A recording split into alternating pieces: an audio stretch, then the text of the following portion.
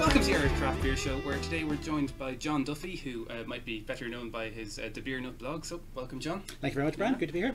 And today we're already drinking something. So, what we're drinking is from the Nugna Brewery in Norway. This is the Imperial Rye Porter, which I don't think either of us has tried before. So, Skull. Skull. Yeah, it's really fantastic. It's a full-on like imperial stout, really heavy body, lots of roast, lots of caramel. There's a fantastic hop nose, and it's kind of a combination of those fresh green, sort of almost fresh cabbage coleslaw hops, sliced cabbage kind of thing, and then mixed in with that grassiness from the rye, so it's kind of a double green effect. That's really beautiful on the nose. The head is just amazing. Yeah, I know have overcarbonated beers in the past, and you know they tend to be, or they have tended to be, a bit fizzy. I think they have got a handle on that now, and this just has this lovely, beautiful, creamy head and this lovely thick body underneath. How strong is this, Brian? How strong? I think it's 8%. I think was it. Should have checked that before. 9%. It could pass for a lot stronger. You wouldn't blink if you thought this was a 12%. Yeah. It is great though. It's very smooth, very drinkable. Yeah. So why are we drinking a Norwegian beer on the Irish Craft Beer Show, you might ask? Yes, I'm regretting calling it that now, because it is my podcast. I don't want to restrict it to just Irish craft beers because there's out there. But today I thought we were going to have a chat about drinking in different cities. It's outside of Ireland as well as in, because inside of Ireland, both of us, we live in Dublin. We have we know our city well, but we have a few other cities in Ireland that have good craft beer scenes. Cork, I would say, is probably the best example. Well, Cork is it's the capital city of Munster, which is the crucible of the Irish craft beer scene. The beer festival that happens there every Easter used to be the one place you would go to get all of the Irish craft beer. Now I've noticed, and it's a great thing, that kind of has become more localised, and you'll still get, Trouble Brewing and various other Porterhouse and so on, various other Leinster breweries and so on, but I don't think there was any Ulster representation at the festival this year, so it's kind of drawing the line further and further down, which is a great thing. But yeah, and you get the likes of JJ's and other Nine White Deer, other new Munster breweries, and that's absolutely where they should be at that festival. And I, no regrets for them taking over Ulster or Leinster brewery space. Yeah, it was, we got to Cork, but we know where to go because it's an Irish place. What is kind of interesting is, travelling around Europe, there are plenty of good cities for going drinking, and there's plenty of cities that have a reputation of being beer cities. But absolutely, I was going to ask you about today. Now, you were well known for travelling and sampling, because I've gone to cities in Europe where I'm told there's great beer, but if you don't do the research beforehand, you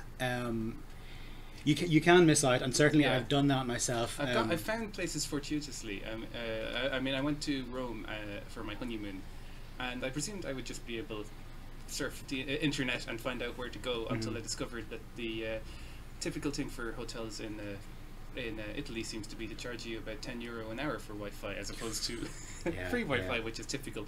So I found about 2 craft beer pubs, and that was completely fortuitously by walking around, and I paid handsomely for it. Rome is it's a little bit like Dublin. There is amazing beer there, but you do need to know where you're going. You need to know in advance.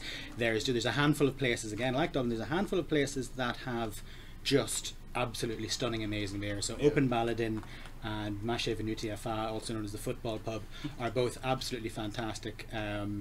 Open Baladin is very much more, it's like 57 the headline, it's pitched at the local beer, it's attached to the Baladin brewery, or sorry, it's owned by the Baladin brewery, not physically attached, but they have all the Baladin beers, and then they have lots of Italian guest beers in as well. And then Mashe Venuti is more like the Against the Grain. It's a fair bit of Italian, and then you have lots of different international stuff. So you'll get American stuff, British stuff, German stuff. They were in the middle of a Bavarian beer festival when I was there, so they had lots of stuff from Schlenkerla and all of these tiny little Bavarian breweries that you never heard of, but it was really, really good. And then sort of from that the Premier League level of Italia, of Roman craft beer bars, you get the Junior League, which is the places that will have a few mainstream beers. They'll have a couple of the larger Italian craft breweries, and then you'll get stuff like Fine Ales, O'Hara's, Vine Stefano, those sort of the big international brands, and they're always good. They'll have 6 or 7 taps and regularly rotating. So if you were to go away for a weekend, random city in Europe, how would you plan the beer portion of your trip? Carefully. Do I have to specify the beer portion of your trip? Well, yeah. Sometimes you do. Yeah, some places I've having gone through that first flush of enthusiasm of going out and going to all of the beer places. Now I tend to be a little bit more relaxed and just take beers, find them. Not to say that I don't do my research. I think research is the absolute key to it. You have to really know what's there, where it is, and most importantly, and something that I have forgotten in the past, how to get there. You don't want to be sort of running from bus stop to bus stop trying to figure out where you go, where you get the tickets and so on. These days it's very easy to go on the public transport website for the city. They'll normally have an English language version. Generally it's just place names and numbers, so it's not really a problem. Just finding out how the tickets work, how the passes work, and just having as much of that done in advance, it just saves you loads of drinking time, which is extremely important. Well, are there international equivalents of the Beer Finder app? I'm sure there are. I believe London has one. I've never used them. I tend to be a bit of a Luddite when it comes to these things. I will travel with a sheaf of papers, and I will have my printed out maps, and I'll have places highlighted and bus stops and hotels, and have done the walking. I'm sad enough to rehearse walks between pubs on Google Street View where available. One of these people who, once I've been somewhere, I kind of know my way around it, and Google Street View gives me the opportunity to do that before I leave home, which is extremely handy. Unfortunately, the nature of a lot of craft beer pubs is the Google Street View was recorded 4 years before they opened. That's it. Well, as long as you have the address, you can find it. But one app I will mention, if you're going to Amsterdam, which I would say is probably the best beer drinking, certainly my favourite beer drinking city in Europe, there's a pub called the In de Wildeman, which is an international craft beer bar, and they have a fantastic app which directly reflects what's on their chalkboards. So you go in and you get the chalkboard, and you can flick down through the entries, and if you tap one, the board flips over and it tells you about the beer on the back, and it's completely up to date, regularly updated. So if you're going to Amsterdam in a couple of days, you can check into that, see what's on, and you have a good idea of what you need now is to tap your beer and have somebody drop it down to your table. That wouldn't be abused. No. So what would be your favourite beer cities? I know for me, I love a weekend in Edinburgh. I did a year of university in Edinburgh, so I know that quite well, and there's a few pubs there that very much enjoy. Like the Cloisters Bar was my regular, and while I was over there, Brewdog opened. Became quite. There's a few other good places that have opened since, as I'm finding. Yeah, well, I think it's a testament to Edinburgh that I've been there twice in the last year, and I've not been to Brewdog. And it's not any kind of sort of boycott, or their beers are great, and the guest beers that they have in are fantastic. I'd love to go, and I just have not been able to find the time. Edinburgh has the Hanging Bat, which is the specialist beer cafe. Everything is served in thirds or 2/3. They get all of the really up and coming progressive English breweries and the London breweries, the new wave of London breweries. You'll find that in the Hanging Bat, and lots of great Scottish stuff as well. Cask and keg, fantastic food, and it's really nice. And then round the corner from it, you have the complete opposite. You have the traditional cosy cask ale pub with absolutely beautifully kept range of beers, both the traditional ones and the more progressive English and Scottish cask beers. That's the Blue Blazer. And really great. And if you don't like the look of one, you can just go into the Hanging Bat and you can move between them. My big find from the last trip was the Bow Bar, which is another traditional, mainly cask, but also a fair bit of interesting keg. It's right in the centre of the Old Town, just down from the Royal Mile. Very easy to get to, fantastic staff, very knowledgeable. It has a very good working relationship with Elixir, which is the brewing operation set up by the guys who own the Cloisters, as far as I know. And it's a wonderful place just to sit, and it's the only pub in Edinburgh of the 6 or so that use the tall fonts, the traditional Scottish dispense method. It's the only one where all of their cask ale comes from tall fonts. They don't have any hand pumps. So definitely worth checking out. I've had one of what I regard as one of the best beers in my life in there, which was a chili porter. Yeah, chili porters are good. Very good. So what other beer cities would you recommend around you? Well, I mentioned Amsterdam. I love Amsterdam. I've never been there myself, actually. It's fantastic. It's the good beer. The good beer crawl is very, very compact. There's no more than 10 minutes between places. You have Arend's Nest, which is my favourite in the city. It only stocks Dutch beer, So they're very Lots of Heineken massive. in Amstel, yeah. They, funnily enough, they do. They have Really? bottles of Heineken and they have bottles of Amstel in the fridge just because, and they have bottles of Grolsch, and just to make a point Yes. that this is what we do. But then they have dozens and dozens of taps of everything new. Everything's up on the blackboards, and in the last couple of years they've put in a dedicated Demolan blackboard just because there's so much turnover and so much selection from Demolan. There's Demolan corner, and that's really good. Then the same people own Beer Temple, which was opened as originally an American theme bar, so they had lots of stuff from it's the kind of stuff you see here, the Flying Dog, Sierra Nevada, a few other rarer bits and pieces. Any Dogfish Head? Odd bits and pieces. I think they may have some handy back channels for things like that. Yes. So you do get rarities that you don't see on the lists at James Clay or in any of the pubs here.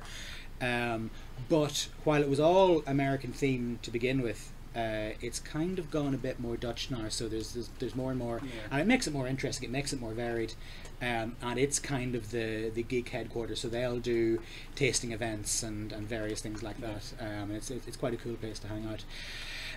Also in Amsterdam you have Gollum, which is another one of my favourites. It's a very little pokey traditional Dutch brown cafe. There's like a rickety mezzanine where you can sit and overlook the bar, and so it's a great place for just for sitting and people watching, and it would be a lovely bar anyway, but it's really has a fantastic beer selection, really interesting stuff, a lot of Belgian. They've lots of bottles, and then there'll be 6 or 7 taps of really interesting progressive Belgian and Dutch beers as well, so that's well worth going to. Wildeman I already mentioned, very good for international selection. They will have English beers on cask, they'll have German beers on cask, which is always something interesting. Their only problem is that I tend to have most time in Amsterdam wandering around on a Sunday afternoon, and Wildeman for some reason doesn't open on a Sunday, which is a disgrace. So it's a rare treat. And the one other place I will mention is Hetai, which is a microbrewery in a windmill, it's a little bit outside the city centre. It's maybe half an hour's walk, or you can rent a bike. If you're renting bikes, definitely hit the Hetai. It's a brewery tasting room, so it has particular licensing conditions, which means that it opens from, I think it's 2 p.m. to 8 p.m, which is a very civilised drink. It suits me down to the ground. 8 o'clock, I'm done. 2 o'clock, I'm thirsty. 8 o'clock, I'm done. And they've recently expanded the bar, so they've just got this beautifully well done bar, and their beers are coming out. They were always kind of a bit fun, a bit cookie, a bit homebrewy, and they've really got their method down. Their beers are much cleaner. They've discovered the joys of hops. You see their beers all over the place in Amsterdam, but actually going out to the brewery, drinking it from the source, and it is dirt cheap. It is ridiculously, embarrassingly how cheap their beers are. So definitely well worth going to. Well, definitely I must pay visit Amsterdam. And if I say I'm 32 years old, I've never been there. But one city I am quite familiar with, and have I would say seen the beer scene grow up over the last few years, is Oslo. I'm a regular visitor to Oslo.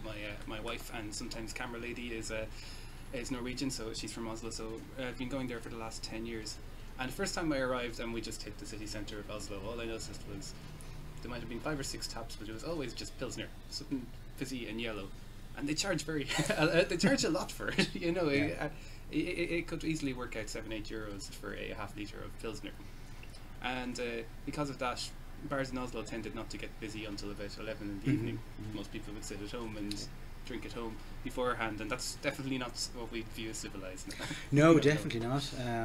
I loved Oslo. I got there just before the craft beer revolution kicked in, so I got to go to the likes of Lorry and the Oslo microbrewery, and they were all putting the effort in and trying quite hard, but there was no real extreme. That's like the Oslo microbrewery was the first place I went to, and it was just because I wanted something that wasn't fizzy and yellow. And I'd asked a few of my wife's friends over there, and they said, well, you go to this place, no one ever goes there, but you can try it out. And I went in to find they had very decent porter on tap. And then for tourists, right in the tourist area of Oslo, around Åkerbrig, out the harbour area, they have the beer palace, which I was in there. Great selection of bottled beers from around the world. They always have a few local Norwegian beers on tap as well.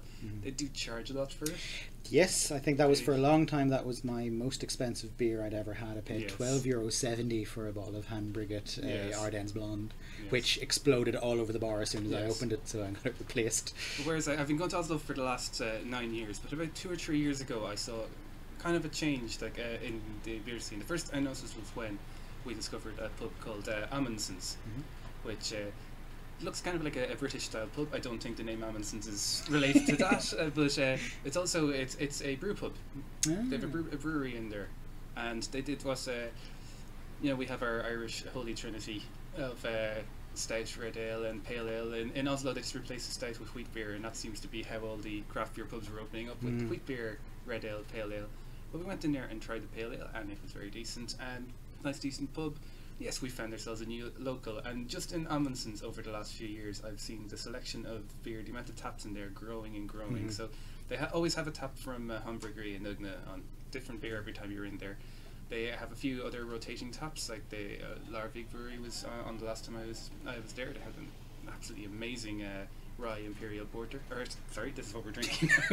It gets to you. It sticks to you. It sticks to you. Yeah, amazing rye double IPA, and then they have a selection of casks, normally British beers and that sort of thing. But we've been hearing that the microbrewing scene has been taking off. So the last time I was in Oslo, we decided we'd go on a nice afternoon of a pub crawl, and I took the camera with me, and we're going to see that now.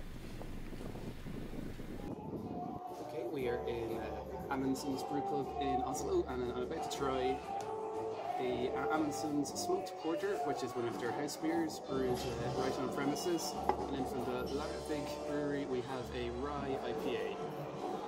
So, first of all, the Smoked Porter.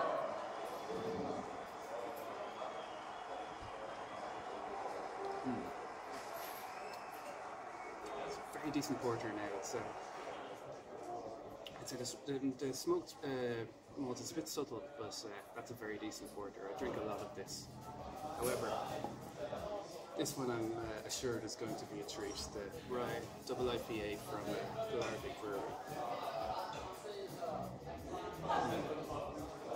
Yeah.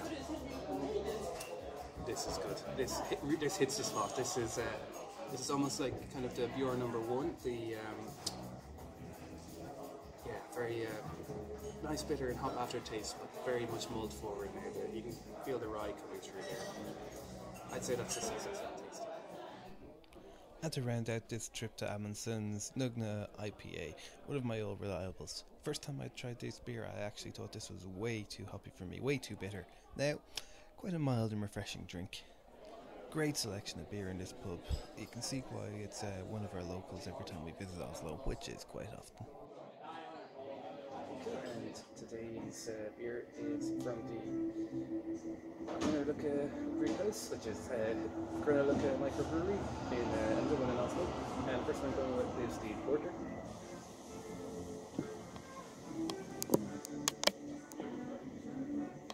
Yeah, kind of a caramelly aftertaste to this one. Interesting. Yeah, it's not. I wouldn't say it's like an Irish porter. It is more caramelly. Nice, dark, black malt there, but definitely a caramelly aftertaste. It's good on a warm day like today, though. Give it that much. Okay, and the other beer we're looking at is another Grünerløkka brewery. It's the Lukka Black IPA. A little bit of licorice in it. I was going to expect that.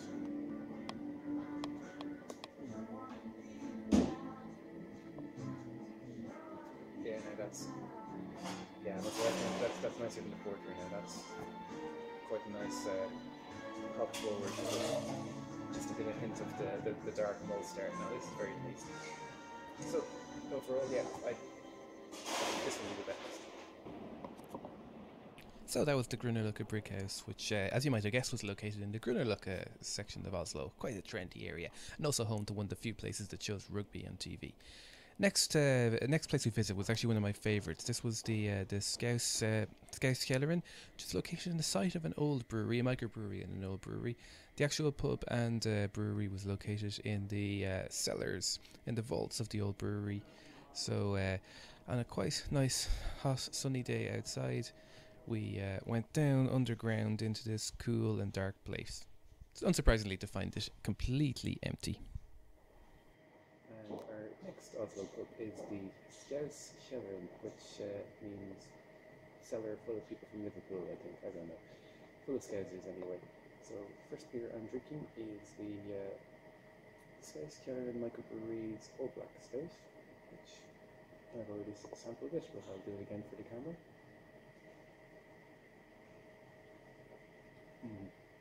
This I like, very much like this.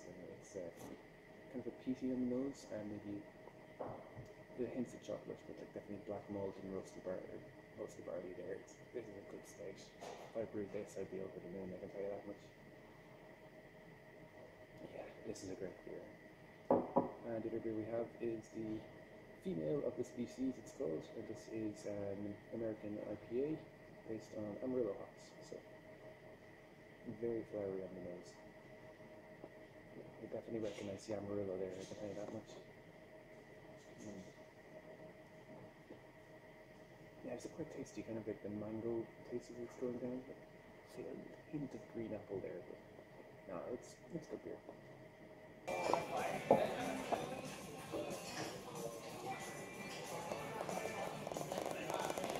And to our final pub on our brew pub tour of Oslo, we are in Crowbar on Tuarkagata.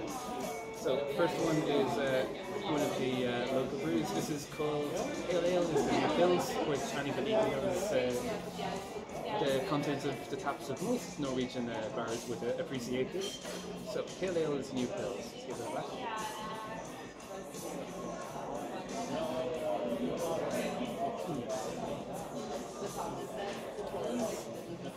Decent enough, I'd say. Yeah, I think on a night out you wouldn't mind drinking a few pints of this, but it wouldn't really be my favourite. Whereas the next one, this one should be more my style. This is the Omnipolo Double IPA with rice and corn apparently, so we'll give it a bash. It's an interesting smell. It smells almost caramel.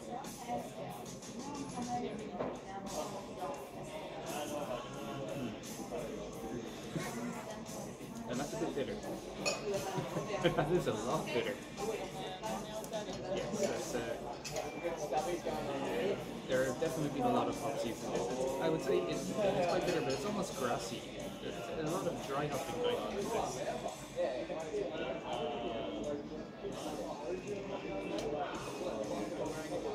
It's good, don't get me wrong, it's good. I really don't know what to say about this one. It's good. I will drink and I will enjoy it. But it's clearly, I'd say there's a lot of dry hopping going on. Yeah. It's still, it's weird because I actually find it very difficult to describe this one because it's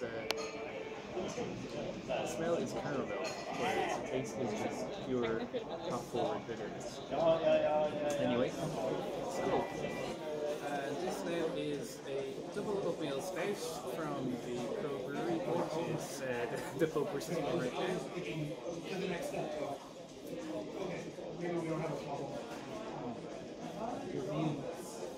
This is very tasty now. I'm not sure what I mean by double oatmeal stout. It's quite strong, I guess, 7%, but it's quite smooth now. Definitely wouldn't feel the alcohol in this one. I'd have more of this, but I will have more of this, but I've got more to taste first of all. Next one we have is the Black IPA from the Amundsen microbrewery, which, if you remember, was the very first pub on this trip to Oslo. So, Black IPA from Amundsen. Looks like a Guinness head on that, but anyway.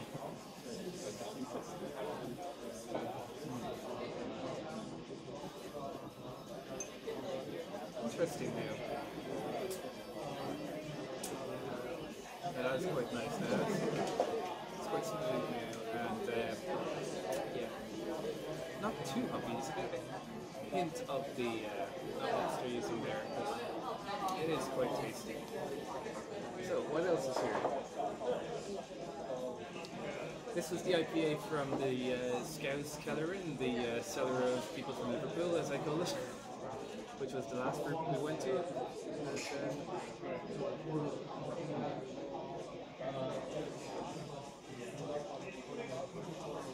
It almost tastes like a wheat beer. That is strange. I presume there must be wheat in this because the normal bubble gum aftertaste you get from wheat beer. That's what I'm getting from this. Yet this is supposed to be an IPA. It smells like a wheat beer.